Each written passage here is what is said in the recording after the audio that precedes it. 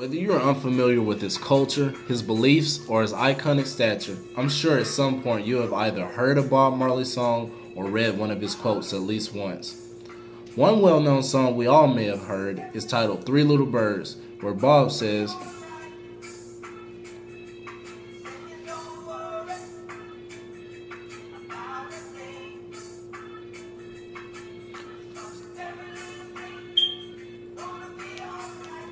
Bob advocated freedom for all people.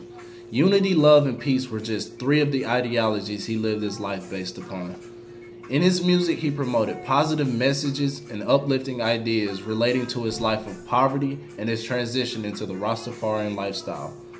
Upon my research, I have learned that Bob Marley is considered the world ambassador for reggae music, has sold more than 75 million albums worldwide, and has become one of the most famous faces of all time.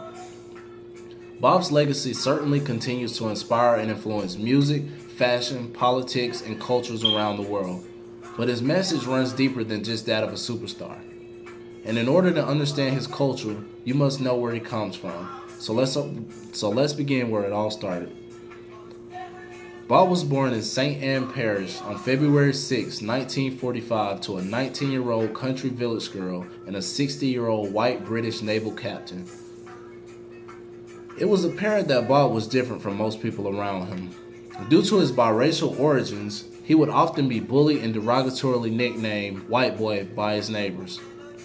He later realized that this experience helped him to develop the philosophy, I'm not on the white man's side nor the black man's side, I'm on God's side. After living in the ghettos of Kingston, he returned home to his village and declared that his new destiny was to become a singer. Alongside him were his friends Peter Tosh and Bunny Livingston, who later came together to form the band The Wailers. However, when the Wailers decided to pursue solo careers, Bob's music became more spiritual. He would begin to write about the soaring unemployment, ration food supplies, and political pervasive violence he saw in Jamaica, which transformed him into an influential cultural icon. Reggae music was now becoming popular in America as well.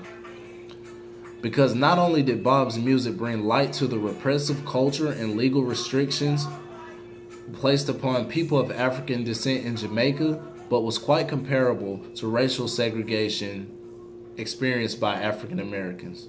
This being before and after the United States Supreme Court Justice declared racial segregation unconstitutional in Brown v. Board of Education. My second point is how Bob has globalized and accepted the Rastafarian religion, a religion stemming from the teachings of the great Jamaican leader and motivator of masses, Marcus Garvey. Rastas, as they were preferred to be called, would often grow their hair in dreadlocks, play reggae music, eat only as a vegetarian, and smoke ganja as they believed to be a healing process from their higher power, Jah. Though Bob's religious views were not shared by most of his American audience, his politics were deeply rooted in American ideology and revolved around changing authoritative figures, governments, and institutions.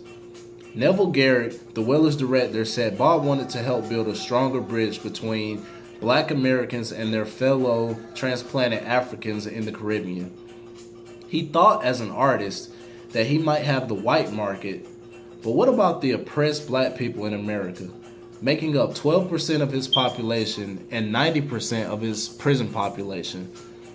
He felt as if it was his duty to mobilize those people and get them involved in the movement of job people. For my last point, in 1977, Bob had his first real health scare. After injuring his toe in one of his favorite pastimes, football, Bob sought treatment. It was discovered that he had cancerous cells in his toe. Upon seeking treatment, doctors made aware to him that he would require immediate amputation of his toe. But Bob's religious beliefs would not allow him to go forward with the surgery. As his body began to deteriorate, it would become apparent that he was not going to make it. And he set out to return back to Jamaica one last time. Sadly, he did not make it back. He died May 11, 1981 in Miami, Florida. After his death, he received a numerous amount of awards and accomplishments. He was inducted into the Rock and Roll Hall of Fame in 1994. His legacy continues to live through his family and former bandmates under the Bob Marley Foundation, a foundation devoted to helping people and organizations in developing nations. So now our discussion is complete. I have summarized Bob's life, including the hardships of poverty, the effect his music and culture had on millions of people, to his abrupt death of cancer from doing what he loved. Although not everyone in America sees the Rasta lifestyle as a religion, some of the main characteristics can still be seen in today's world, decades after his death. So the next time I shake these dreadlocks, wear these three colors of green, yellow, and red, or wear my favorite Adidas jacket with the green, red, and yellow symbol and colors all over it, I will remember just who helped bring that culture to my life, as well as many other Americans there are. I thank you, and I appreciate you for listening. One love.